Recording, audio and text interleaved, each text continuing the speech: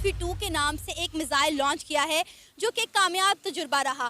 पृथ्वी 2 missile कोई आम missile नहीं है, ये एक न्यूक्लियर मिसाइल है और ये भी कहा जा रहा है कि पृथ्वी 2 मिसाइल ने इंडिया की एटमी ताकतों को मजीद बढ़ा दिया है। मिनिस्ट्री ऑफ डिफेंस ने अप्रूव करा है तकरीबन $500 मिलियन का खरीदारी, और ये खरीदारी, इसमें हेलिना मिसाइल्स हैं, एंटी टैंक, और ये डिप्लॉय होंगी लाइन ऑफ एक्चुअल कंट्रोल जो चाइना के साथ है। नेशनल सिक्योरिटी के लिए, राष्ट्रीय सुरक्षा के लिए जो भी उपयुक्त होगा, जो भी अप्रोप्रिएट होगा, वो किया जाएगा।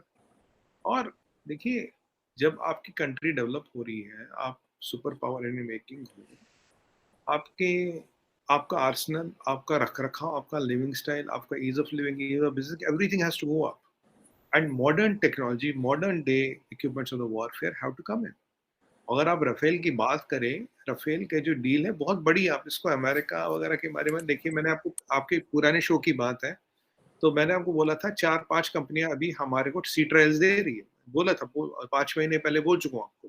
और मैंने तब आपको ये भी बोला था most probably Rafale will make it, क्योंकि राफेल का जो इक्विपमेंट है वो एडवांस्ड है। और 3-4 चीजें जो हमें समझने की, करीब 86 राफेल इंडियन एयरफोर्स को चाहिए, 36 राफेल इंडियन नेवी को चाहिए। 86 और 36, करीब 125 जहाज की बात कर रहे हैं मोटा मोटा। यहाँ ये शायद 5 अप्रैल 2021, हाँ 5 अप्रैल 2021 को एक एमओयू हुआ था हिंदुस्तान एरोनॉटिक्स और सेफ्रॉन इंजन, सेफ्रॉन टेक्नोलॉजीज के बीच। ये जो इंजन है, ये M88 सीरीज का इंजन है। इसका ये हाई थ्रस्ट इंजन है, आई थिंक इसका thrust is 110 kilo knots care. ये इंजन इंडिया में बनेगा, और जो भी ये राफेल बनेगी, ये इंजन इंडिया में बनेगा, और 50% ये जो बनेगा जहाज ही इंडिया में बनेगा।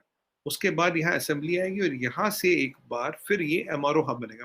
MRO is maintenance, research and maintenance, repair and operation hub बनेगा इंडिया का राफेल। और इसके बाद जो UAE में जाएगा, जो इंडोनेशिया में जाएगा, जो ग्रीस से जाएगा, तो इस प्लांट से निकला हुआ राफेल बनेगा। तो ये मेक इन इंडिया जो हम कहते हैं, उस पर भी फिट हो रहा है।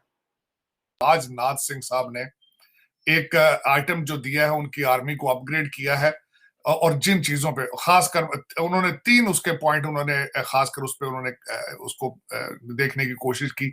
एक तो उन्होंने सोल्जर्स को इक्विप किया है, उनको बुलेट प्रूफ जैकेट्स दी, और फिर साथ उनके हेलमेट दिए, और उसके बाद जदीद राइफल्स दी जो होलोग्राफिक और रिफ्लेक्स विजन। उसमें मैं बताना चाहूंगा को जो नई उनको गने आर्मी को दी जा रही है, वो रात के वक्त देखने को वो सलाहियत रखेंगी। और उसके बाद जो उससे बड़ी बात, जो कम्युनिकेशन उन्होंने जो सबसे बड़ी जो इंप्रूव की है, कि उनका हर सोल्जर जो होगा उसको रियल टाइम डाटा मुयसर होगा, regardless wherever he is. और उसके बाद वो कैपेसिटी रखते हैं कि इन सारे सिस्टम्स को, जो कि खासकर उसमें उन्होंने नई बारूदी सुरंगें जो है, वो भी निपन उसका नाम रखा है, वो भी उन्होंने दी है। और उसके बाद वो इसको टाइमली और ऐसा सिस्टम उन्होंने क्रिएट किया है कि इस सिस्टम को वो जब चाहेंगे अपग्रेड करने की सलाहियत रखते हैं। अब मैं ये बताना चाहूंगा कि इस वक्त पूरी दुनिया में ट्रेंड क्या चल रहा है। पूरी दुनिया में ट्रेंड ये चल रहा है, इस वक्त नंबर ऑफ सोल्जर्स पे तवज्जो नहीं दी जा रही। नंबर ऑफ सोल्जर्स, जब आपकी लार्जर आर्मी होती है, जिस तरह की भारत की आर्मी जो है वो तकरीबन 12,29,000 उनके फौजी हैं। अब सबसे बड़ा प्रेशर ये आता है कि उन फौजियों को तनख्वाहें देनी होती है, उनकी पेंशन्स, उनकी मराहत जो उनकी उनको दी जाती है मराहत, उस पर पैसा बड़ा खर्च आता है। अब अगर इस वक्त दुनिया में ट्रेंड ये है कि फौजें कम की जाए, लेकिन उन पर टेक्नोलॉजी पे जोर दिया जाए, उनको अच्छे तरीके से इक्विप किया जाए। इस वक्त अगर 12,29,000 नंबर्स देखे जाए, तो इस वक्त तकरीबन उनके 97,000 पोजीशनें खाली हैं इंडियन आर्मी में। उनकी एवरेज है कि तकरीबन 60,000 फौजी पर साल वो भर्ती करते हैं। लेकिन ये कि इस साल ये कोविड की वजह से और दूसरी चीजों की वजह से लोगों का इंटरेस्ट प्राइवेट सेक्टर में ज्यादा होना, बिजनेस में ज्यादा इंटरेस्ट होना, तो आर्मी में उनका इंटरेस्ट कम होता जा रहा है। अब इस वक्त जो बिलखसूस मेरी जो तवज्जो इस बात पे थी कि जब वो अपने आप को इक्विप कर रहे हैं अगेंस्ट चाइना, लेकिन जब चाइना के खिलाफ वो अपने आप को इक्विप कर रहे हैं, तो अल्टीमेटली डायरेक्टली उनकी जो थ्रेट है वो दूसरी पाकिस्तान की तरफ भी है। उनके एक जनरल हौडा है जो 16 अगस्त को जो उनके डिफेंस मिनिस्टर साहब ने जब ये सारी चीजें हैंड ओवर की, तो उस सारे प्रोसेस का इंचार्ज, उस इवेंट के इंचार्ज थे जनरल हौडा। और उन्होंने चाइना के साथ पाकिस्तान का भी नाम मेंशन किया है कि ना सिर्फ our soldier and army will be well equipped against China, but who will be well equipped against Pakistan as well.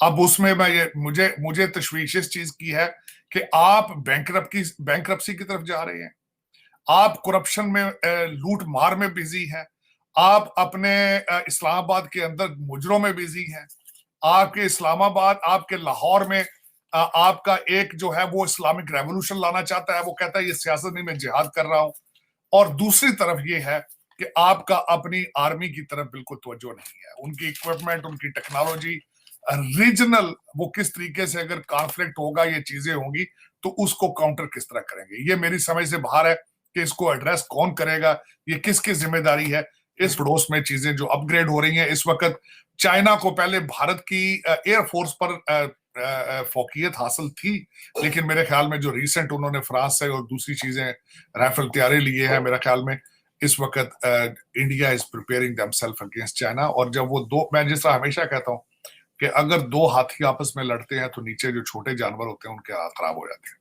कि इसकी वजह 1947 से ऑलमोस्ट जब से पाकिस्तान एग्जिस्टेंस में आया तो हमारी इंडस्ट्री, सबसे पहले तो मैं ये बताना चाहूंगा कि इंडिया भारत जो है उसको जब British they were ruling India, तो उन्होंने इंडस्ट्री बिल्कुल खत्म कर दी थी सब कॉन्टिनेंट में।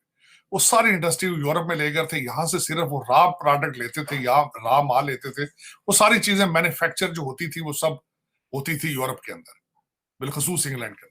उसके बाद 1947 के बाद भारत ने यह किया कि बड़े लंबे अरसे तक उन्होंने अपनी इंपोर्ट को कंट्रोल करके रखा। ज्यादातर चीजें वो जिस तरह एम्बेसडर गाड़ी है और इस तरह की कई चीजें हैं वो भारत के अंदर बनाते थे। आज में मैन्युफैक्चर, और वहीं से वो ट्रेंड डेवलप कर चुका है कि वो भारत के अंदर से चीजें बनाते थे, इंपोर्ट नहीं करते थे। हमें इंपोर्ट का शुरू से जब चस्का पड़ा है, उसके साथ साथ हमने ये किया कि जब चीजें इंपोर्ट करते गए, और मैं इस चीज पे बड़ा स्ट्रिक्टली बिलीव करता हूं, जब चीजें इंपोर्ट होती हैं तो उनके साथ उनका कल्चर भी जाता है। अब वो जब चीजें आपने इंपोर्ट की तो साथ वेस्ट का कल्चर गया, तो वो जो रूलिंग एलीट एक हमने डेवलप कर ली, उनके बच्चे पाकिस्तान में ना पढ़े, पाकिस्तान में उन्होंने अपना मुस्तकबिल ना ढूंढा, और एक ट्रेंड बन गया कि हमारे जो रूलिंग एलीट है वो रिटायरमेंट के बाद अपने वापस घरों में लंदन चले जाते हैं, दूसरे ममालिक जहां से वो तालीम लेते हैं, जहां से, अब देखें इस वक्त भी आपकी रूलिंग एलीट सारी फॉरेन एजुकेटेड है, जितने आपके एचएसओनियन है वो सारे वहां से उठते हैं, गवर्नमेंट वो सीधे कहां लैंड करते हैं, लंदन में लैंड करते हैं। वो पढ़ते ऑक्सफोर्ड में है लेकिन लूटते जाके पाकिस्तान में। तो वो एक ट्रेंड बना शुरू से ही, जब चीजें आपने इंपोर्ट की, आपने तालीम इंपोर्ट की, आपने फिर सारा कुछ वहां से जो उसके रिसोर्सेज हैं वो एक्सपोर्ट कर दिए। तो इस वक्त भी वो ट्रेंड आप, और साथ उसके आप बिल्कुल जब ये चीजें मिक्स होती हैं, जब पढ़ते आप, और एक ट्रेंड था, आपने शायद देखा ना होगा आपने कि ज्यादातर उसमें हमारे कई हीरो थे जब वो ना सिर्फ यूरोप से तालीम लेते थे बल्कि शादियां भी वहीं करते थे, उनके बच्चे भी जो मिक्स होते थे, या वो सिर्फ खुद अकेले जाते थे, बच्चे उनके यूरोप में रहते थे।